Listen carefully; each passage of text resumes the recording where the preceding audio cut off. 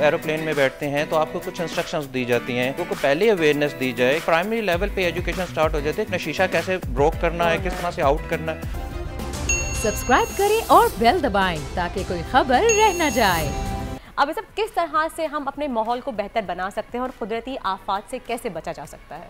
देखें, इसकी एग्जांपल हम जो यस्टरडे नाइट एक इंसिडेंट हुआ था, ये फायर इंसिडेंट हुआ था जो नूरियाबाद में बस में लगा था। 18 अफराद एक ही ख़ानदान के तकरीबन कोई 8 से 10 अफराद जो है वो जहाँ भाग हुए।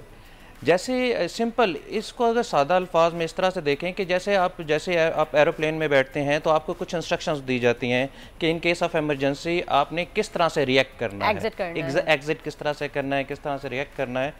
सो इसी तरह से ही अगर इस तरह के केसेस में लोगों को पहले अवेयरनेस दी जाए कि अगर बस रोल ओवर हो जाए या फायर जो है इंसिडेंट हो जाए बस के अंदर, तो आपने किस तरह से एक्ट करना है।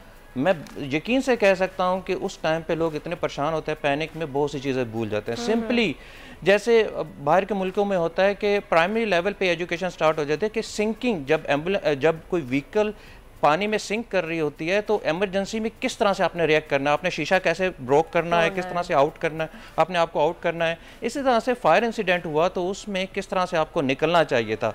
उस केस में भी यही हुआ कि लोग पैनिक हो गए, किसी ने कोई रूल्स फॉलो नहीं किए, कोई अवेयरनेस ही नहीं है। वो सिंपली उनको विंडोज़ को ब्रोक करते और जहाँ जहाँ से लोगों को मौका मिल रहा था वहाँ से जल्दी से रश करते निकलने के लिए। यही वो छोटी छोटी चीज़ें हैं जिनसे हम बहुत बड़ा सान्या को रोक सकते हैं।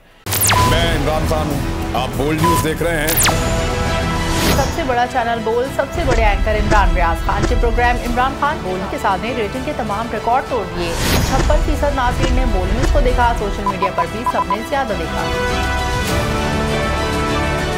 सबसे ज्यादा व्यूज, सबसे ज्यादा रील्स और सबसे ज्यादा रेटिंग के साथ बोल अब भी नंबर 1 पोजीशन पर बरकरार।